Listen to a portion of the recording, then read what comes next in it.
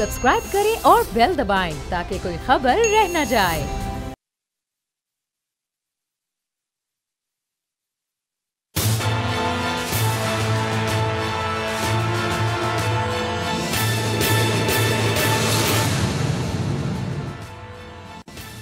अस्सलाम वालेकुम नाज़रीन, आप देख रहे हैं प्रोग्राम तजिया और मैं हूं आपका मेज़बान समी इब्राहिम। अलीना आज हमारे साथ नहीं है, वो अपने एक ज़ाती मसरूफियत की वजह से प्रोग्राम में नहीं है। जिन लोगों के साथ मैं आज गुफ्तगू करूंगा, जो हमारे एक्सपर्ट्स हैं, राना ताहिर साहब तो हैं हमारे ब्यूरो चीफ, लेकिन आज सदीक जान ज़बरदस्त ब्लॉगर हैं और बड़े ज़बरदस्त रिपोर्टर हैं। वो आज ख़ुसूसी तौर पर उन्होंने हमें ज्वाइन किया है, क्योंकि आज जिस इशू पर हम बात करेंगे ज़्यादातर वो है कैलबरी फॉन्ट का इशू, और इसका ताल्लुक़ है पनामा पेपर से, उस स्कैंडल से। और मैं और सदीक जान सुप्रीम कोर्ट में ऑलमोस्ट हर पेशी पे मौजूद रहे, जिसमें ये सारा कैलबरी फॉन्ट और ये सारा चक्कर हुआ ट्रस्ट डीड का, जिसके हवाले से आज मरियम नवाज़ साहिबा को एहतसाब जज की अदालत बशीर साहब ने नोटिस दिए हैं। 19 जुलाई को बुलाया उनको कैलबरी फॉन्ट के हवाले से। एक बड़ा ये संगीन मामला है, और अगर इनको सज़ा हो गई तो उस वक्त सुप्रीम कोर्ट में ये बताया गया था कि इसकी सज़ा 10 साल है। और ये फ़ॉन्ट जो है ये 2006 की ट्रस्ट डीड है जो उस फ़ॉन्ट में लिखी गई, जबकि कमर्शियली ये फ़ॉन्ट अवेलेबल था 2007 में। तो इस पर सारी गुफ्तगू करेंगे कि ये मामला जो है अब किस तरफ जाएगा। मरियम नवाज़ साहबा तो इसको भी पॉलिटिकल इशू बना रही हैं, उन्होंने एक ट्वीट भी किया। इसके अलावा डिस्कस करेंगे, आज पता चला है कि जनाब माल मुफ्त दिल बेरहम की क्या हो सकती है तारीफ़, और कैसे हम उसको डिफ़ाइन कर सकते हैं। जनाब सदर आसफ़ अली ज़रदारी और वज़ीर आज़म नवाज़ शरीफ ने तकरीबन 5 करोड़ रुपए की बख्शीश दी है, टिप्स दिए हैं, यानी पाकिस्तान के गरीब लोगों का ये पैसा। और ये हुक्मरान जो हैं ये जाते हैं बाहर तो टिपें देते हैं, बख्शीश देते हैं, और करोड़ों रुपए की। इस पर देखेंगे, बात करेंगे। और इसके अलावा आज स्पीकर कौमी असम्बली ने एक जारी किया नोटिफिकेशन कि कायमा कमेटियों के जो इजलास हैं वो आम दिनों में नहीं हो सकेंगे, सिर्फ उसी वक्त होंगे जब कौमी असम्बली और सेनेट का इजलास हो रहा होगा। बज़ाहिर तो इसकी वजह ये लिखी गई है कि ये ऑस्टेरिटी या सादगी, लेकिन दर हकीकत ये जो गवर्नमेंट ने फ़ैसला किया है कि बिल्कुल किसी तरह की भी रियायत नहीं दी जाएगी उन लोगों को जो जेलों में हैं, क्योंकि हो ये रहा था कि ये जो अपोजिशन के मेंबर्स हैं ये तहकीकाती इदारों से अपनी जान बचाने के लिए कायमा कमेटियों के मेंबर बन जाते थे, और वहाँ से फिर प्रोडक्शन ऑर्डर्स जारी हो जाते थे, और कोई बंदा भी हवालात में नहीं होता था, ना नैब की तहवील में रहता था, ना किसी और इदारे की तहवील में। ठक से इस्लामाबाद या प्रोविंशियल हेडक्वार्टर में वहाँ पर कैपिटल में जहाँ सूबाई असम्बली के इजलास हो रहे हैं, और आराम से चिल प्रोग्राम होता था, और कोई ना रिमांड में वहाँ पर होता था, ना कोई तहकीक जब हो रही होती थी तो वो उन लोगों के साथ। तो अब इस पर पाबंदी, रोक दिया इसको, और ये कहा है कि स्पीकर साहब ने कि ऐसा नहीं होगा। बड़ी तकलीफ़ है इस पर, बहुत तकलीफ़ है। और फिर कुछ प्रोग्राम में इस बात का भी तज़किरा करेंगे कि ये बहुत सारे हमारे अपने साथी हैं मीडिया हाउसेस में, वो भी जो बात कर रहे हैं उस पर भी पैमरा सख्त एक्शन ले रहा है। क्या इसका मतलब है, आगे जाके क्या हो सकता है, ये आज हमारे मौज़ूआत हैं। पॉलिटिक्स ज़्यादा उनमें डोमिनेट करेगी। सबसे पहले सदीक जान, ये जो कैलबरी फॉन्ट वाला जो मामला था और जो मरियम नवाज़ वाला आज एहतसाब अदालत ने बुलाया है 19 तारीख़ को, बशीर जज साहब जो हैं, बशीर साहब, उन्होंने, लेकिन ये इतनी ताख़ीर की है इन्होंने। ये तो सुप्रीम कोर्ट ऑफ पाकिस्तान कब का कह चुका, और वो सारे जो रेफरेंसेस के फ़ैसले भी हो चुके। कैलबरी फॉन्ट जो है उसका तो उसी वक्त मामला उठाना चाहिए था, क्योंकि ये सुप्रीम कोर्ट ऑफ पाकिस्तान में एक फ़ेक डॉक्यूमेंट, जो JIT ने कहा फ़ेक डॉक्यूमेंट है, और मुझे याद है जस्टिस एजाजुल हसन साहब ने कहा कि ये 4 फरवरी को आपने करवाई है इसकी तस्दीक, इसकी वेरिफिकेशन, जबकि सैटरडे था। हफ्ते वाला दिन तो पूरा इंग्लैंड बंद होता है, यूरोप पूरा बंद होता है। तो ये तो मामला बड़ा संगीन है, अब इतनी ताख़ीर इस पर। देखें समी साहब, इसमें एक चीज़ मैं देख रहा था जो कहीं पे हाईलाइट नहीं हुई, वो ये है कि जब एहतसाब अदालत ने इस फ़र्द जुर्म में से इसको ड्रॉप किया था, जाली दस्तावेज़ात वाले मामले को, उसके बाद नैब ने इसको चैलेंज किया था इस्लामाबाद हाई कोर्ट में। लेकिन इस्लामाबाद हाई कोर्ट में जब इसको चैलेंज किया था तो ये तारीख थी समी साहब 15 जनवरी 2018 की। जिस दिन वहाँ पे इस्लामाबाद हाई कोर्ट में इसकी समाअत थी तो नैब की जानिब से मौक़िफ़ इख्तियार किया गया कि हम क्योंकि ज़िमनी रेफरेंस दायर कर रहे हैं एहतसाब अदालत में, तो हम वहाँ भी चीज़ें रखेंगे। और वो दरख्वास्त इस्लामाबाद हाई कोर्ट से वापस ले ली गई थी। इस बात की तहकीकात होनी चाहिए कि नैब ने जब एहतसाब अदालत के इस फैसले को, जब इसको ड्रॉप किया गया जाली दस्तावेजात वाले मामले को, इसको जब चैलेंज किया इस्लामाबाद हाई कोर्ट में और ये कहा कि ये सारे मामलात हम ज़िमनी रेफरेंस में सामने लाएंगे, तो फिर नैब ने ज़िमनी रेफरेंस में ये चीज़ें क्यों नहीं लाए और क्यों नैब ने वहाँ से अपनी ये दरखास्त समाअत वाले दिन वापस ली थी इस्लामाबाद हाई कोर्ट से? पहली तो इस चीज़ की तहकीकात होनी चाहिए। दूसरी जो बात समी साहब आपने की, बिल्कुल आप और हम वहाँ पे मौजूद थे जिस दिन ये इंकशाफ हुआ था सुप्रीम कोर्ट के अंदर, और उस दिन आपको याद होगा कि अजमत से शेख साहब की बॉडी लैंग्वेज क्या थी। उन्होंने कहा मायूस हूं, दिल तोड़ दिया आपने मेरा। उन्होंने कहा क्या कभी कोई तस्वुर कर सकता है कि इतने बड़े केस के अंदर, मुल्क की सबसे बड़ी अदालत के अंदर दिन दिहाड़े इस तरह के दस्तावेजात दिए जाएं? और कमाल है सलमान अकरम राजा साहब की, उन्होंने ये किस पे डाला था?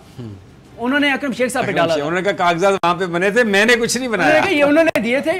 और उस वक्त, और अब अकरम शेख साहब हमारे एक दोस्त हैं जनाब, आपको पता ही है, उनके प्रोग्राम फेसबुक पे आते हैं, तो उस पर वो प्रोग्राम में आके वो अजीब कहानी बयान कर रहे थे अकरम शेख साहब, और तब सलमान अकरम राजा साहब ने सब कुछ ये कहा कि उनके ऑफिस में तैयार हुआ है, मेरा इससे कुछ लेना देना नहीं। समी साहब आपको मैं एक बात बताऊँ इंटरेस्टिंग, हमारे एक वकील, हमारे दोस्त हैं, वो इनमें से ये जो बड़े 4-5 नाम हैं जो शरीफ खानदान के केसेस लड़ रहे थे और इनकी जो लीगल टीम देख रहे थे, उन्होंने हमें बताया कि ये एक बार एक मौके के ऊपर जब ये वाक़या हुआ ना कि सलमान अकरम राजा साहब ने डाल दिया अकरम शेख साहब पे, उस वक्त इनकी जो लीगल टीम थे, वकला थे, वो आपस में लड़ पड़े। एक वकील ने कहा, उसने कहा अच्छा अगर हमें आप जिम्मेदार करार देंगे ना तो फिर हम ये भी बता देंगे मीडिया पे आके कि ये कतरी खत किसके चैम्बर में, कहाँ पे, किस वक्त तैयार हुआ और कौन कौन वहाँ पे मौजूद था। जब उन्होंने धमकी दी इनको, ये तो उसके बाद इन्होंने मिन्नत तरला किया, इन्होंने फिर उनकी सुलह शुलह कराई।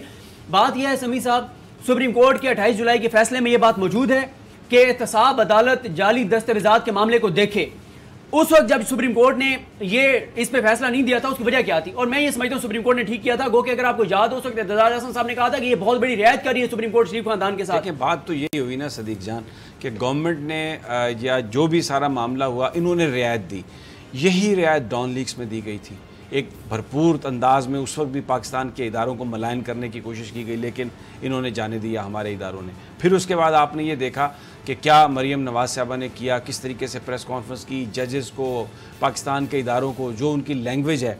तो अगर ये रियायत इन्हें दी तो इसलिए गई थी कि खातून है, प्राइम मिनिस्टर 3 दफ़ा रह चुके हैं, नवाज शरीफ साहब उनकी बेटी हैं, लेकिन इन्होंने तो गला ही पकड़ लिया आके। ये जो रियायत इनको मिली, उस रियायत का इन्होंने इतना गलत फ़ायदा उठाया। आज देखें क्या सूरत हाल कर दी है, किस तरीके से तज़यीक़ कर रही है। पूरा एक उन्होंने एक अपने वालिद साहब का माल बचाने के लिए, और वो जो एक सारा पैसा है जिसकी कोई ट्रेल नहीं है, मैं कुछ भी नहीं कहता, वो ऐसा पैसा है, पाकिस्तान का कानून ये कहता है कि जिस पैसे के माखज़ का आपको पता ना हो वो ब्लैक मनी है, तो उसको बचाने के लिए इस वक्त इन्होंने ये सारी सूरत हाल कर दी है। और आज जो उन्होंने ट्वीट्स दिए हैं, राना साहब मैं अगर इजाज़त दें सदीक, क्या कह रही हैं कि आवाम से कह रही हैं, आपसे मशवरा चाहती हूँ, मुझे एक साबितशुदा इंतकाम के सामने पेश होने का बायकाट करना चाहिए, या पेश होकर नैब अदालत में खड़े होकर दूध का दूध और पानी का पानी कर देना चाहिए।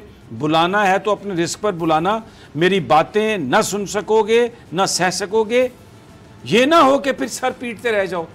आप अदालतों को आप क्या समझती हैं, या कि ये कोई फिल्म है कि आप वहाँ पे जाके कोई परफॉर्मेंस देंगी, कोई तकरीर करेंगी, कोई डिबेट करेंगी, सर पीटते रह जाओगे? आपने एक जालसाजी की है, एक फ्रॉड है। यानी ये फॉन्ट जो है, कैलबरी फॉन्ट, ये मेरे पास ट्रस्ट डीड है राना साहब, ये मेरे हाथ में है ये ट्रस्ट डीड, ये देखें, ये इन्होंने 2007 में ये बनाई है ट्रस्ट डीड, और 2006 में ये ट्रस्ट डीड बनाई है कैलबरी फॉन्ट में, और कैलबरी फॉन्ट जो है वो 2017 में आया है, 2007 में आया है कमर्शियल यूज़ के लिए। उससे पहले ये ट्रायल बेसिस पे था। उस पर ये कह रही है कि मुझे आप क्यों बुला रहे हो, सर पीटते रह जाओगे। समी साहब देखें, ये मोहतरमा मरीम नवाज साहबा ने जो ज़ुबान इस्तेमाल की है अपने ट्वीट में, ये इस कदर दीदा दिलेरी इनकी क्यों है, ये क्यों इस तरीके से करें? जैसे आपने भी कहा, सदीक जान साहब भी बात कर रहे थे कि सुप्रीम कोर्ट का फैसला आए हुए तकरीबन 2 साल होने को है, तो ये मामला जो है नैब को भी चाहिए था कि वो इस मामले को आगे बढ़ाते, और हुकूमत जब से इमरान खान साहब की आई, अगर नैब वालों ने नहीं किया था तो वो कहते कि भाई जब सुप्रीम कोर्ट के फैसले में मौजूद है। देखें समी साहब, एक ऐसी बात कि इन्होंने जालसाजी की अदालत उज़्मा के साथ, पाकिस्तान की सबसे बड़ी अदालत के साथ जालसाजी की, और उसके बाद धमकियां दे रहे हैं। ये इनको पता मसला क्या है समी साहब? मसला सबसे बड़ा ये है, इन्होंने अपने बाप को वज़ीर आज़म हाउस से निकलवाया, इन्होंने कोट लखपत जेल में बंद करवाया। अपनी इन्हीं बातों की वजह से जो आपने बात की डॉन लीक्स वाली, क्यों रियायत दी गई, उसको मंतकी अंजाम तक पहुंचाते। अगर कोई साबिक वज़ीर आज़म की साहबजादी है और उसने जुर्म किया है पाकिस्तान की सलामती के ख़िलाफ़, तो उसे तो सज़ा बाकी लोगों से ज़्यादा मिलनी चाहिए। समी साहब फिर ये क्या है? ये चाहती हैं, ये कहती, कभी अपने आप को बेनज़ीर के तौर पर ये पेश करती हैं। अभी आप कल जिक्र कर रहे थे वो बेगम कुलसूम नवाज साहिबा का कि जी वो क्रेन में उठा ली गई गाड़ी। समी साहब हमें खुदा का खौफ करना चाहिए। एक इंसाफ की बात है कि बेगम भुट्टो और बेनज़ीर ये नहीं बन सकती। बेगम भुट्टो और बेनज़ीर ने सौबतें बर्दाश्त की थी। इन्होंने कौन सी, इनके वालिद को जनरल जिलानी साहब ने वज़ीर बना दिया, उसके बाद वज़ीर आला बन गए। ये तो हमेशा इक़्तिदार की गोद में पलते रहे हैं। दुरुस्त है आपकी बात ये। अच्छा सदीक जान, मैं जब पनामा का केस था तो उसमें बुनियादी तौर पर क्या नुक्ता था? नुक्ता ये था ना कि ये मरीम साहबा जो हैं ये नवाज शरीफ साहब की डिपेंडेंट थी, और मरीम साहबा कह रही थी कि मैं उनकी डिपेंडेंट नहीं हूँ, मैं बिल्कुल, मैं एक मेरा अपना कारोबार है और सब कुछ मेरा और अपने खामद के साथ हूँ, और ये जो बेनामी प्रॉपर्टी की जो कहानी है ये सारी गलत है। यानी ये मुकदमा था शरीफ ख़ानदान का। चंद दिन पहले एक अपना जो प्रेस कॉन्फ्रेंस में मरीम साहबा ने इस बात का इतराफ़ किया कि ये मुकदमा मुझ पे बनाया गया सारे का सारा, मैं तो उस वक्त नवाज शरीफ साहब की डिपेंडेंट थी, अपने अब्बा जी की डिपेंडेंट थी। ज़रा रिमशा साहबा सुना दीजिए वो शॉट। पकड़ के ज़बरदस्ती जेलों में बंद किया जाए बगैर किसी सबूत के, जहां मरियम नवाज के लिए तो JIT बन जाती है, लेकिन अलीमा खान जो कि अपना एतराफ़, मेरे ऊपर जो मुकदमा बना है वो 19 साल की उम्र का बना है, जब मैं 18 या 19 साल की थी, मियाँ साहब की डिपेंडेंट थी। तो जो औरत अपना जुर्माना भर के एतराफ़ जुर्म कर चुकी है। ये सदीक आपने सुनी बात। अब जब उन्होंने ये कहा ना कि मैं उस वक्त डिपेंडेंट थी, फिर अलीमा खान साहबा की वो बात कर रही थी, तो थोड़ा तवक्कुफ़ है उसमें। उन्हें ख्याल आया होगा कि मैं क्या कह बैठी हूँ यार, ये मैं तो, हमारा तो मुकदमा ही ये था, तो ये मैंने क्या कह दिया। अब ये जो क्लिप है बतौर एडिशनल एविडेंस, ये तो उनका कन्फेशन है। ये तो वो कह रही हैं कि मैं मियाँ साहब की डिपेंडेंट थी, ये खुद फरमा रही हैं कि मैं मियाँ साहब की डिपेंडेंट थी। तो ये भी तो खिलाफ एडिशनल एविडेंस के तौर पे इस्तेमाल हो सकता है। समी साहब इनके इंटरव्यूज़ की वो जब वहाँ बताया जाता था सुप्रीम कोर्ट में, लेकिन एक मैं आपको समी साहब बताऊँ बात, मैं एक हवाले से शरीफ खानदान से बहुत मुतासिर हूँ।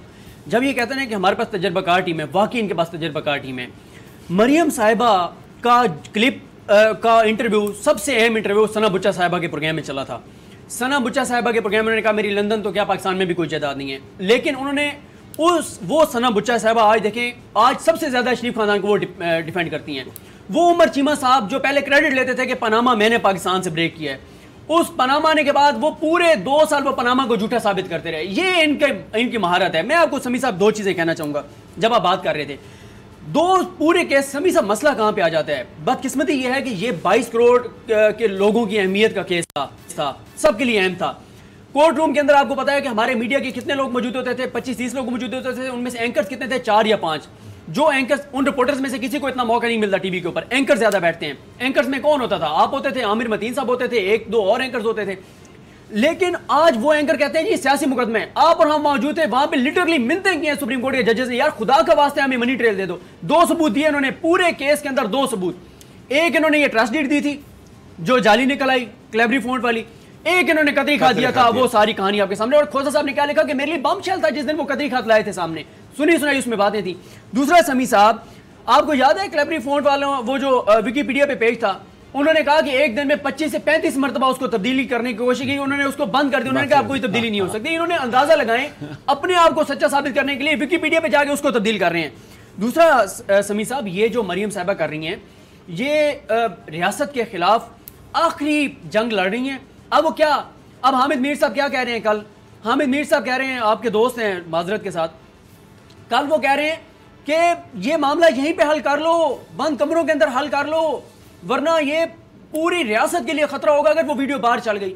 भाई एक समी साहब, आप मैं कोई भी इंडिविजुअल गलत हो सकता है, उसकी वीडियो गलत हो सकती है, उसकी बेस पे कैसे आप कहते हैं कि रियासत को खतरा है? कि आप मरियम साहिबा क्या कर रही हैं, वो जो ये ट्वीट्स कर रही हैं ना, वो रियासत को धमकी दे रही हैं। आपको भी पता है कि रियासत किन इदारों को धमकी दे रही है। अच्छा, मुझे ये जो इतला मिली है, कुछ गुफ्तगू भी पकड़ी गई है, गुफ्तगू सुनी गई है, कुछ इदारों ने टेप भी की है। ये जो सारा धमकी आमेज़ जो बात हो रही है, ये जो सारी ब्लैकमेलिंग करने की कोशिश की जा रही है ना, इसका एक मकसद, एक तो ये है ही है, एक मकसद ये भी है कि सुप्रीम जुडिशल काउंसिल की जो कार्रवाई है उस पर असरअंदाज होना है, उसको रुकवाना है। ये जो बात की जाती है ना कि इसमें आला का नाम आएगा, उनको हम लेके आएंगे, ये बुनियादी तौर पर थ्रेट दिया जा रहा है कि आप इस सारे प्रोसेस को रोक दें, क्योंकि जो नवाज शरीफ साहब की अपील है वो इस वक्त हाई कोर्ट में छुट्टियां हैं। अभी इस वक्त फौरी तौर पर वो अपील नहीं सुनी जा रही। ख्वाजा हारिस साहब ने उसको 2 माह के लिए डिले करवाया। अच्छा, वो डिले, मैं वही कह रहा हूं, डिले करवा के इधर ये इन्होंने शुरू किया वीडियो, और बज़ाहिर यही समझा जा रहा है कि ये बड़ी बारीक वारदात है, क्योंकि आपने जो कहा ना कि ये एक तो टीम बड़ी एक्सपर्ट और दूसरे इनसे बड़ा वारदातिया पाकिस्तान में कोई नहीं है, ना बड़ा इनसे बड़ा कोई बहरूपिया। ये बुनियादी तौर पर सुप्रीम जुडिशल काउंसिल के अंदर जो कार्रवाई हो रही है, और इसमें एक साबिक चीफ जस्टिस जो हैं वो इसके रूहे रवां हैं, जो बहाली अदलिया तहरीक के भी रूहे रवां थे, और उनके साहबजादे जो हैं वो सारे के सारे वो भी इस मामले में बड़े गर्म हैं। ये साबिक चीफ जस्टिस साहब का ये मशवरा है जो टेप कर लिया गया, कोई गुफ्तगू हुई है और उसमें ये ताने बाने सारे बुने जा रहे हैं, तो ये बुनियादी तौर पर एक ब्लैकमेल करने की साजिश है। ये एक तीर से 3, 4, 5 शिकार करने की कोशिश किया, और इसके साथ साथ ये भी एस्टेब्लिश करने की कोशिश की जा रही है कि ये जो पूरा नैब का इदारा है आप इसको बंद कर दें। ये नैब का इदारा बदनाम हो चुका है। इससे पहले इन्होंने चेयरमैन नैब की एक वीडियो चलाई। ये देखिए, ये एक पैटर्न है पूरे का पूरा, ये कोई आइसोलेशन में नहीं है वाकयात, नैब अटैक है, नैब अंडर अटैक है इस वक्त। चेयरमैन की टेप चलाई, उसके बाद एक जज की टेप चलाई, अब ये कह रहे हैं कि हम जो आला अदलिया के मेंबरान हैं हम उसकी भी टेप हम उनकी चलाएंगे और आप ये कार्रवाइयाँ रोक दें। बुनियादी तौर पर ये सब कुछ एहतसाब के अमल को रोकने के लिए किया जा रहा है। इसमें जिसका हमने पहले जिक्र किया, जो रियायत पाकिस्तान की इस्टेब्लिशमेंट ने दी मरियम साहबा को, एक खातून होने के नाते, 3 दफ़ा जो प्राइम मिनिस्टर रहे नवाज शरीफ, उनकी साहबजादी होने के नाते, वो अब उनको पे करनी पड़ रही है, इसलिए कि वो इनके बारे में मशहूर है ना कि या तो ये पाँव पड़ते हैं और अगर आप छोड़ दें तो फिर ये आपके गले पड़ते हैं। तो अब ये गले को पकड़ लिया इन्होंने आके, तो ये कहानी चल रही है इस वक्त। समी साहब, आज ये जो मैं बात कर रहा हूँ ना, ये क्लिप आप संभाल के रखिएगा, ये बात सामने आएगी कि इन्होंने पनामा के दौरान ये तो बातें हो रही है ना कि जजेस को खरीदने की कोशिश की। मैं आज आपको ये खबर दे रहा हूँ और मैं अपनी बात पे कायम हूँ, और ये क्लिप एक दिन आप चलाएंगे। इन्होंने पनामा बेंच में शामिल एक जज साहब को फैमिली समेत उनको चेज़ किया, उनको कत्ल करने की कोशिश की। आज ये क्लिप आप संभाल के रख लीजिएगा, ये बातें सारी सामने आएंगी। फिर इनके वकला में से, मैंने आपको कहा ना हमारा मसला क्या है, आप जानते हैं कि हम बहुत सारे नाम नहीं ले सकते, हमारी मजबूरी होती है जो हम सोर्स, और फिर जब हमें ये कतरा लगा दी जाती है कि आपने चीज़ नहीं करनी। एक वकील इनके जो उसमें शामिल थे लीगल टीम में, उन्होंने हमें कहा, आपको याद है एक दानियाल अजीज साहब किस बात में नायल हुए थे? उनकी वीडियो है नून लीग की मीटिंग में, जब उन्होंने कहा था कि एक जज साहब जिन्होंने कैपिटल FZD का जिक्र किया ना, उनकी बहुत सारी चीज़ें हमारे पास आ गई हैं, हम वो चीज़ें सामने लाएंगे, हम वो चीज़ें। उन्होंने कहा कि वो चीज़ें जो वो कह रहे थे ना, इन्होंने एक जज साहब की फैमिली के हवाले से भी कुछ फेक चीज़ें तैयार की थी, और ये उस वक्त इनका प्लान था। लेकिन वो जो इनकी एक लीगल टीम के मेंबर थे वो डट गए। उन्होंने कहा अगर ये काम आपने किया ना तो आप बहुत बड़ा आप खुमियाजा भुगतेंगे। उन्होंने इनको रोका था। ये इनकी तारीख है, बेनज़ीर से लेकर सलमान तासीर साहब की फैमिली तक। हमेशा इनका आखिरी जो शरीफ खानदान का पत्ता होता है ना, वो यही होता है कि मुखालिफ की गैर अखलाकी वीडियोज़ या फेक वीडियोज़ उनकी फैमिली की ये ले आते हैं। ये आखिरी इनका पत्ता होता है, और ये मरियम साहिबा ने आखिरी पत्ता खेल दिया है। लेकिन मैं ये समझता हूँ समी साहब कि अब रियासत जो है वो ब्लैक मेलिंग के मूड में नहीं है, ना इनके साथ बैठ के इनको डील या ढील देने के चक्कर में। बिल्कुल आपकी बात सही है, लेकिन राना साहब, आज ये जो सारी सूरत हाल है, इसमें जब हम जस्टिस आसिफ सईद खान खोसा के वो अल्फाज याद करते हैं जिसमें उन्होंने इस सारी सूरत हाल को माफिया से ताबीर किया कि यहाँ पर जो पाकिस्तान में एक माफियूजी तर्ज पर ये सब कुछ किया जा रहा है, तो वो हमें सच लगता है। बिल्कुल जो वक्त गुजरता है, होने वाले इवेंट्स इस बात को प्रूव नहीं करते कि ये माफिया की तरह एक्ट कर रहे हैं। समीर साहब, बिल्कुल आप सही कह रहे हैं, और चीफ जस्टिस आसिफ सईद खान खोसा ने भी बिल्कुल सही बात की थी।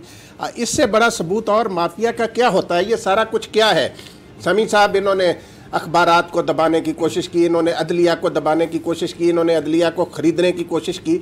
आप देखें ना, जो जस्टिस सजाद अली शाह के ख़िलाफ़ इन्होंने बगावत करवाई थी, उसमें बाद में इनके ताल्लुकात किस तरह साबित होते हैं कि सईदुज़्ज़मान सिद्दीकी साहब मुस्लिम लीग नून के उम्मीदवार बने कि नहीं बने, सदारती उम्मीदवार, उनको आखिरी उम्र में गवर्नर बनाया साहब ने, बिल्कुल गवर्नर सिंध बना दिया। तो भाईजान बात ये है, ये सही कहा है सदीक जान ने, ये नौसरबाजों का एक टोला है, जालसाजों का एक टोला है, जिन्होंने इस मुल्क के साथ इस कदर बेदर्दी से इसको, जिसको कहते हैं ना कसाई भी बकरे को ज़िबा करते हैं ना तो थोड़ा वो ख्याल रखते हैं कि इसको ज़्यादा तकलीफ, इन्होंने नहायत बेदर्दी से पाकिस्तान को नोचा है।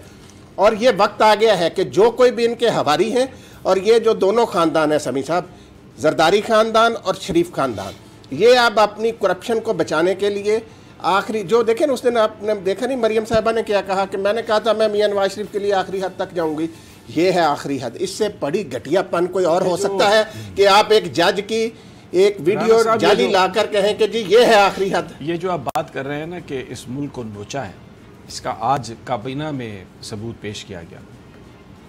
आसिफ अली जरदारी साहब ने भी तकरीबन 1 अरब और 44 या 30 करोड़ रुपए के पैसे खर्च किए दौरों पर, और नवाज शरीफ साहब ने भी तकरीबन 1.25 अरब रुपए खर्च किए, गरीब कौम के अरबों रुपए दौरों पर खर्च किए। आसिफ अली जरदारी साहब ने 51 दौरे 51 दफ़ा वो गए हैं UAE, जिनमें से 48 उनके अपने ज़ाती दौरे थे।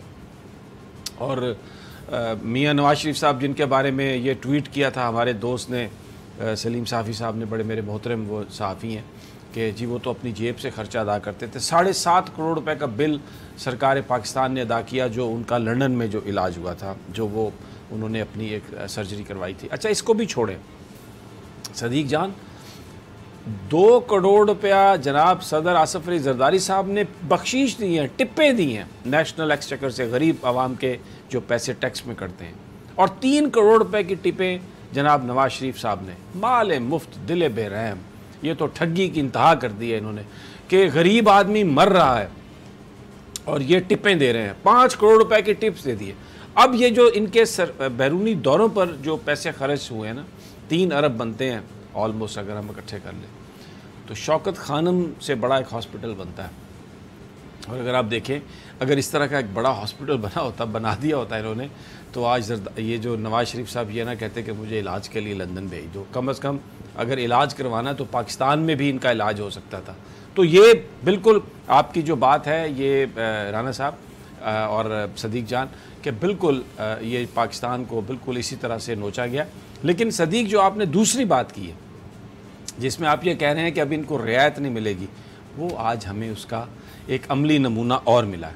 और वो अमली नमूना ये है कि स्पीकर ने आज एक ऑर्डर जारी किया है जिसमें ये कहा है कि आम दिनों में कायमा कमेटियों के इजलास नहीं हो सकते, जिस पर बड़ी आज शिद्दत से तकलीफ़ हुई है जनाब बिलावल भुट्टो को और तमाम लोगों को। उन्होंने कहा कि ये पार्लिमान पर हमला हो गया, क्योंकि अब अगर कायमा कमेटियों के इजलास नहीं होंगे तो फिर कायमा कमेटियों के वो मेंबरान जो फ़िज़िकल रिमांड पे हैं, जो हवालात में हैं, जो मुख्तलिफ जो तहकीकाती इदारे हैं, तफ्तीशी इदारे हैं, उनके पास है, वो अब नहीं आ सकते पार्लियामेंट में, उनको वहीं पर उसी सेल में रहना पड़ेगा। तो ये करते ही ये थे कि आप तहकीकाती ये बचने के लिए, ये तफसील है पूरी, मैं आपको पूरा बताता हूँ कि वारदात क्या है।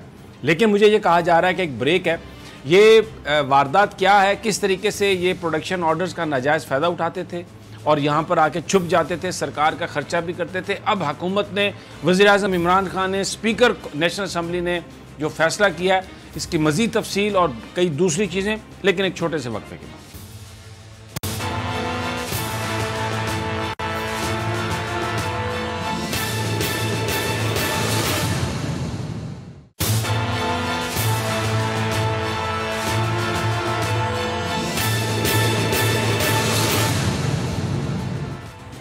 वेलकम बैक नाजरीन। बात हो रही है जो इस वक्त मरियम नवाज़ साहिबा को एहतसाब अदालत ने 19 तारीख को बुलाया है और कैलबरी फ़ॉन्ट के इशू पर उनसे जवाब तलब किया है। ये एक ऐसा इशू है जिसमें सुप्रीम कोर्ट ऑफ पाकिस्तान को बताया गया था कि मरियम साहिबा को 10 साल कैद हो सकती है। एक झूठा डॉक्यूमेंट तैयार किया गया, ट्रस्ट डीड, उसको सुप्रीम कोर्ट ऑफ पाकिस्तान में पेश किया गया। JIT ने ये साबित किया कि ये झूठा डॉक्यूमेंट है। और फिर जो फ़ॉन्ट जिसमें ये ट्रस्ट डीड लिखी गई थी 2006 में, वो कमर्शियली अवेलेबल नहीं था, तजुर्बाती तौर पर उसका ज़रूर कुछ जगहों पर उसका इस्तेमाल हो रहा था, लेकिन आम आदमी की एक्सेस में वो नहीं था। और फिर इस ट्रस्ट डीड की जिस दिन तस्दीक करवाई गई वो हफ्ते का दिन था, और जस्टिस एजाजुल अहसन साहब ने ये कहा था अदालत में कि हफ्ते वाले दिन तो पूरा इंग्लैंड बंद होता है पूरा, तो ये कैसे इसकी तस्दीक कर ली गई। और जस्टिस अजमत सईद शेख का ये कहना था कि ये डॉक्यूमेंट देख के मेरा दिल टूट गया है कि सुप्रीम कोर्ट ऑफ पाकिस्तान में भी इस किस्म का डॉक्यूमेंट पेश किया जा सकता है। लेकिन जो बड़ी ख़बर आज के प्रोग्राम में दी हमें सदीक जान ने कि जिस वक्त पनामा पेपर्स का जो स्कैंडल है, सुप्रीम कोर्ट ऑफ पाकिस्तान जब उस केस की समाअत कर रही थी तो एक सुप्रीम कोर्ट के जज को और उसके ख़ानदान के हमरा कत्ल करने की धमकी भी दी गई। ये एक बड़ी ख़बर जो बड़े नॉन ब्लॉगर हैं सदीक जान, उन्होंने दी है हमारे इस प्रोग्राम में कि सुप्रीम कोर्ट के एक जज को उस वक्त जिस वक्त वो नवाज़ शरीफ साहब के मामले की समाअत कर रहे थे उस बेंच में शामिल थे, उस 5 मेंबर बेंच में उनकी फैमिली के हमरा कत्ल करने की धमकी दी गई। एक बड़ी खौफनाक बात है। कोशिश की गई, धमकी से बढ़ के कोशिश, यानी धमकी से बढ़ के सदीक जान साहब कह रहे हैं कि कोशिश की गई, कत्ल करने की कोशिश की गई। तो फिर दुरुस्त कहा जस्टिस आसिफ सईद खान खोसा ने, बिल्कुल दुरुस्त सारी सूरत हाल से ताबीर किया कि ये एक माफिया की तरह, और अब उसी तर्ज पर टेप्स आ रही हैं ब्लैकमेल करने के लिए, धमकियां देने के लिए। एक अजीब एक सारी सूरत हाल है। ब्रेक पर जाने से पहले मैं आपको ये बता रहा था कि हुकूमत ने ये फ़ैसला किया है कि अब कैदियों जैसा सलूक होगा इन तमाम उन लोगों से जो भले सियासतदान थे लेकिन करप्शन के चार्जेस में अंदर हैं। ये एक सहूलत उठाते थे प्रोटेक्शन ऑर्डर की, कमेटियों के मेंबर बन जाते थे और उसके बाद फिर वो कमेटियों का इजलास बुलाया जाता था और उन कमेटियों के इजलास में शिरकत करने के बहाने ये तफ्तीशी इदारों से अपनी जान छुड़ा के तो अच्छे पुरकशिश माहौल में एसीज़ में आकर रहना शुरू कर देते थे। तो अब स्पीकर साहब ने ये कहा है कि नहीं होगा कोई भी किसी कायमा कमेटी का इजलास, कौमी असम्बली की किसी कायमा कमेटी का इजलास नहीं होगा। आम दिनों में ये इजलास सिर्फ उसी वक्त होंगे जब कौमी असम्बली का इजलास हो रहा होगा। तो इससे एक बड़ी जो रियायत थी वो इनको ख़त्म हो गई है। मैं इसकी छोटी सी मिसाल देता हूँ। अलीम खान साहब PTI के थे, वज़ीर थे, जब वो अंदर गए तो उनको 4 कायमा कमेटियों का मेंबर बना लिया गया ताकि वो हर रोज़ उसके इजलास में शिरकत करने के लिए आ सकें। जैसे ही उनकी ज़मानत हुई उन्होंने उससे इस्तीफ़ा दे दिया उन कमेटियों से। सबतैन खान दूसरे वज़ीर पकड़े गए, वो अंदर गए, वो फौरी तौर पर उन 4 कायमा कमेटियों के मेंबर बन गए। और शहबाज शरीफ साहब को अगर आप देखें, अब ज़रा पूछें कितने इजलास हुए हैं पब्लिक अकाउंट्स कमेटी के जब से शहबाज शरीफ साहब रिहा हुए हैं, उनकी ज़मानत हुई है। पहले रोज़ाना इजलास पे इजलास, वो जैसे एक वीडियो क्लिप चलता था ना कि तारीख पे तारीख, तो अब ये था कि इजलास पे इजलास। तो ये सारे इन तमाम रियायात को इस्तेमाल करते हैं अपना जुर्म बचाने के लिए, अपनी जान बचाने के लिए। वो हुकूमत ने ये फ़ैसला किया, इमरान खान साहब ने और स्पीकर साहब ने उसकी रोशनी में ये ऑर्डर जारी कर दिया। लेकिन एक मैं यहाँ पर ज़रूर बात करूँगा, नैब लाहौर इस तरह के मामलात पर अमल दरामद करती हुई नज़र नहीं आ रही। हमजा शहबाज साहब को बड़ा खूबसूरत और बड़ा ऐसा ज़बरदस्त गद्दे वाला बेड दिया है ना, कोई जो साहब उनसे एक मिल के आए हैं उन्होंने बताया कि बड़े मज़े ले रहे हैं हमजा शहबाज साहब। नैब लाहौर के DG शायद समझते हैं कि वो बालातर हैं हर चीज़ से और वो हमजा शहबाज साहब को बड़े भरपूर अंदाज में रियायत दे रहे हैं। लेकिन पंजाब गवर्नमेंट उसके मुकाबले में उन्होंने जनाब नवाज़ शरीफ साहब का जो खाना है वो कहा है कि ये जेल से ही तैयार होगा और डॉक्टरों की हदायत के मुताबिक तैयार होगा और कोई मुरगन ग़िज़ा नहीं होगी। वो जो बैंगन गोश्त, टिंडे गोश्त और आलू गोश्त वो जो खाते थे उसकी जगह उन्हें वो चीज़ें मिलेंगी जो डॉक्टर्स ने कहा। लेकिन ज़राए हमें ये बता रहे हैं कि अगले मरहले में नवाज़ शरीफ साहब भूख हड़ताल करेंगे जेल में कि खाना घर से आए। और मरीम नवाज़ साहबा ने भी ये कहा है कि मैं भी वहाँ पर कैंप लगाऊँगी और ये भी एक नई तारीख़ रकम होगी कि अवाम की बात करने वाले लीडर जो हैं उसके अहले खाना जेल के बाहर इसलिए भूख हड़ताल करेंगे कि उसके लीडर को खाना घर से दिया जाए। यानी ये कोई अवामी मसला नहीं होगा सदीक जान, वो ये कहेंगे कि वही मुरगन वही ग़िज़ाएँ दे, कद्दू का हलवा। यानी आप मुझे बताएं ये इसलिए आप भूख हड़ताल करेंगे नवाज शरीफ साहब और मरीम साहबा कि अब्बा जी को कद्दू का हलवा चाहिए, वो कद्दू का हलवा खाते हैं, शुगर के मरीज़ हैं। इन रियायात के लिए ये है उनकी सियासत और इस लिहाज से वो आगे बढ़ते जा रहे हैं। हुकूमत ने यह फैसला कर लिया है कि किसी तरह की भी कोई रियायत नहीं दी जाएगी। जो कैदी है उसको जेल की वर्दी भी पहनाई जाएगी, खाना भी वहीं से दिया जाएगा बना के जेल के अंदर से, और किसी तरह की भी प्रोडक्शन ऑर्डर्स के हवाले से भी रियायत नहीं दी जाएगी। सदीक जान, ये फिर जो सारा चीखो पुकार है, ये जो सारा रोना धोना इसीलिए है ना। देखें समी साहब, बात यह है कि दोहरे मेयारात नहीं होने चाहिए। आपको याद होगा, आप खुद जाके अडयाला जेल में डॉक्टर शाहिद मसूद साहब से मिले थे, जब उनको लाया जाता था हथकड़ियों के अंदर लाया जाता था, कितना इल्ज़ाम था उनके ऊपर, एक सबूत नहीं था कि उन्होंने कोई करप्शन किया है। सिर्फ यह था कि आपने जो साइन किए हैं उससे कोई 3-4 करोड़ रुपए का नुकसान हो गया है कौमी खजाने को, सबूत एक नहीं था। दूसरी तरफ जिन लोगों ने कौम के टैक्स का पैसा लूटा है, उनको अब जेलों के अंदर प्रोटोकॉल किन के पैसों से दे रहे हैं? उसी अवाम के पैसों से दे रहे हैं। हम अवाम का पैसा लूटा है ना, अवाम के टैक्स के पैसों से आप उनको जेलों में प्रोटोकॉल दे रहे हैं, एसी की सहूलत दे रहे हैं।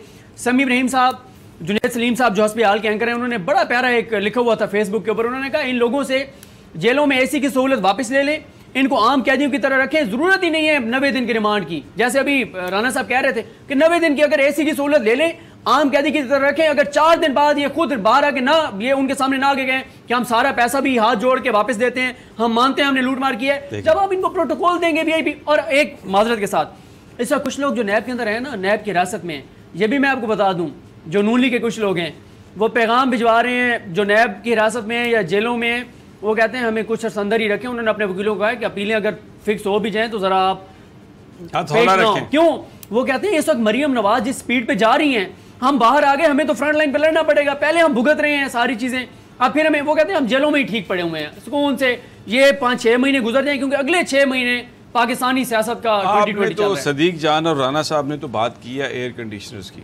मैं इनसे ये कहता हूँ कि अगर इनको सिर्फ जेल में वो जो एक स्पेशल इनको बैतुल खला मिला हुआ है, जिसमें हर चीज़ बड़ी फ्लश है और बड़ी खुशबुएँ हैं, वहाँ पर कोई बुरा नहीं है कुछ भी, उससे हटा के जो 70% पाकिस्तानियों को बैतुल खला अवेलेबल है, जेल में सिर्फ वो दे दें, 3 दिन नहीं, ये 2 दिनों में, 1.5 दिनों में ये पैसे देने के लिए तैयार हो जाएंगे। अगर ये जेल के अंदर उस माहौल में रहे जो आम पाकिस्तानी को मिलता है, तो ये पैसे जितने इन्होंने पैसे लिए उन्होंने खाएं, ये उसके ऊपर इंटरेस्ट भी देने के लिए तैयार हो जाएंगे। लेकिन अभी तो प्रोटोकॉल है। अभी तो मुझे को बता रहा था कि जरदारी साहब सारी रात जागते हैं और सारा दिन सोते हैं, आराम से मौज मस्ती करते हैं। तो अगर रात को उनसे तफ्शीश करें और दिन में भी उनको ज़रा जगा के रखें, तो वो हर चीज़ भूल के आपको पैसा देने के लिए तैयार हो जाएंगे। लेकिन बहरहाल ये जो क्योंकि इनकी लड़ाई कोई नज़रियाती लड़ाई नहीं है, ये जो लड़ाई कर रहे हैं ये कर रहे हैं माल के लिए, इक़्तिदार के लिए।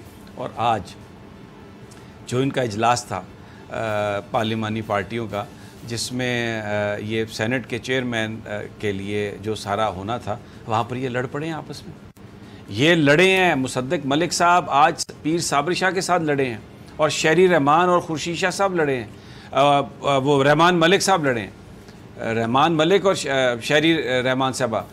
साबिर शाह साहब ने कहा है कि हम सारी ज़िंदगी मुस्लिम लीग में हम रहे हैं और ये छोटे सूबे का हक है सेनेट का चेयरमैन। मुसद्दिक मलिक साहब ने कहा, ओ भाई ये कौन सा छोटा सूबा, मैंने जो कुर्बानियाँ दी हैं मुस्लिम लीग के लिए, तो ये तो मेरा, ये छोड़ें आप इस बात को। तो क्योंकि कोई नज़रियाती जंग नहीं है इनके दरमियान, इनके अंदर लड़ाइयाँ खौफनाक तरीके से फैल गई हैं, इक़्तिदार के लिए ये लड़ने के लिए तैयार हैं। जरदारी साहब देखें सेनेट के मेंबर नहीं हैं, वो कहते मैं बनूंगा, मजाक उड़ा, यानी उनके नज़दीक ये सब मजाक। आप उनसे सवाल करके देखें ना तो वो मजाक है। मैं उसके लिए बच्ची ढूंढ रहा हूँ, उसकी शादी मैंने करवानी है, और बिल्कुल ये तो मरियम और आने वाली पॉलिटिक्स जो हैं वही करेंगे, बिलावल ही करेंगे। और देखें भुट्टो साहब ने और मोहतरमा ने कभी ये नहीं कहा था मेरा सूबा, वो कहते थे मेरा पाकिस्तान। भुट्टो साहब ने कभी ये नहीं कहा था मेरी पार्टी, वो कहते थे पाकिस्तान पीपल्स पार्टी गरीब अवाम की पार्टी है, और वो हमेशा पाकिस्तान। अभी आप आसिफ जरदारी को उठा के सुन लें, बिलावल भुट्टो को सुन लें, मेरा सूबा मेरी पार्टी, ये फ़र्क है लीडर में। और ये जो अब लीडर्स के वर्सा हैं, मैं मतलब उनके वर्सा हैं ना, किसी पॉलिटिकल स्ट्रगल के बगैर आ गए, उनके वारिस हैं, इसलिए पार्टियों को चला रहे हैं। तो ये चीज़ जो है ये अवाम भी इसको देख रहे हैं। लेकिन सदीक जान एक चीज़, मैं राना साहब भले आप इसका जवाब दें, देखिए मीडिया में भी इस वक्त जो है ये एक पाकिस्तान के लिए सर्वाइवल की जंग है। तो बहुत सारे लोग मीडिया पर इस तरह की गुफ्तगू कर रहे हैं जिसमें वो रियासती इदारों को भरपूर अंदाज में निशाना बना रहे हैं, और बिल्कुल इस बात का ख्याल नहीं कर रहे, जिस पर देखें कुछ ऑफेयर भी हुए हैं चैनल, कुछ बंद भी हो रहे हैं प्रोग्राम के हवाले से भी। और जो मेरे पास इत्तला है, मेरे पास ये इत्तला है कि बहुत सारे जो सहाफ़ी भी हैं, बहुत सारे मीडिया मालकान हैं, उनकी फ़ाइल्स हैं जिसमें, और वो सारे केसेस हैं एसेट्स बियॉन्ड मीन्स के। मिसाल के तौर पे एक मिसाल देता हूँ, अगर किसी ने घर ख़रीदा है और वो 30 करोड़ का है या 25 करोड़ का है या 28 करोड़ का है, तो नैब ने फ़ाइल तैयार कर ली है कि पूछा जाए कि भाई ये पैसे आपके पास कहाँ से आए। अब हमारे कुछ साथी जो हैं वो अपने आप को, हम सहाफ़ियों को समझते हैं कि हम अकाउंटेबिलिटी से बालातर हैं। ये गलत है। सबकी अकाउंटेबिलिटी होनी चाहिए, क्रॉस द बोर्ड होनी चाहिए, लेकिन ट्रांसपेरेंट अंदाज में होनी चाहिए। मुझे ये इत्तला मिल रही है कि आने वाले 2-3 हफ्तों में इसका क्रैकडाउन हो रहा है, सब पर हो रहा है, जहाँ पे ब्यूरोक्रेट्स पर हो रहा है। देखें, जजेस की अकाउंटेबिलिटी हो रही है सुप्रीम जुडिशल काउंसिल में। आर्मी चीफ ने जो ये कहा कि एक ब्रिगेडियर को सजाए मौत और लेफ्टिनेंट जनरल रिटायर्ड जो थे उनको 14 साल कैद, और इसके अलावा कई 100 जो लोग हैं उनको सजाएं मिली हैं। No to corruption, zero tolerance, ये मैसेज आ रहा है। आज चीफ जस्टिस आसिफ सईद खान खोसा कायम मकाम chief justice Islamabad high court से मिले हैं, और ये जो जज का मामला अरशद मलिक का, इसके हवाले से डेफिनेटली बात हुई होगी, हम जल्द देखेंगे इसके हवाले से। तो मीडिया में भी अगर कोई सवाल किया जाए, अगर कोई सवाल किया जाए किसी से कि आपने ये पैसे कहाँ से लिए, तो इसको सहाफ़त पर हमला नहीं समझना चाहिए। मेरा ख्याल है कि उसकी भरपूर अंदाज में, बड़े अच्छे अंदाज में जो मनी ट्रेल है वो दे देनी चाहिए। बिल्कुल, क्योंकि पैसे का हिसाब किताब मांगना तो आज़ादी सहाफ़त पर हमला नहीं है। बिल्कुल सही कह रहे हैं। क्या कहते हैं? बिल्कुल राना साहब पहले बात कर। जी राना साहब, वक्त कम है, ज़रा 1 मिनट है बस।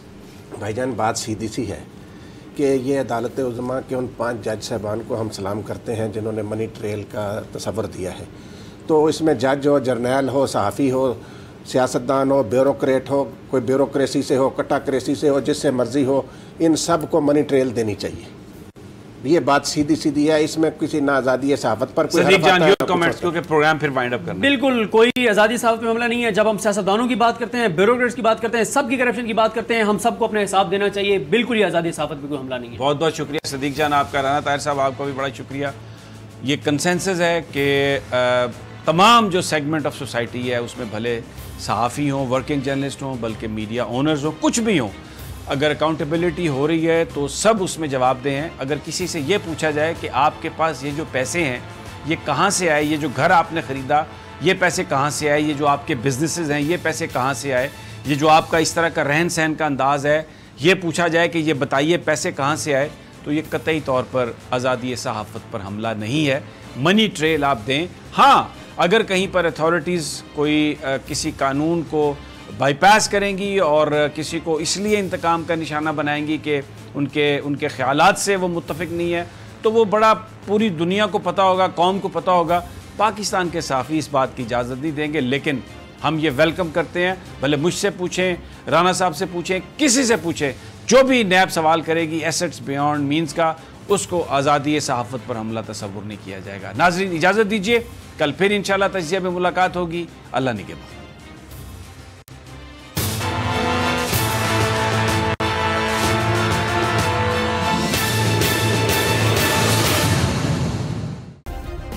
सब्सक्राइब करें और बेल दबाएं ताकि कोई खबर रह न जाए।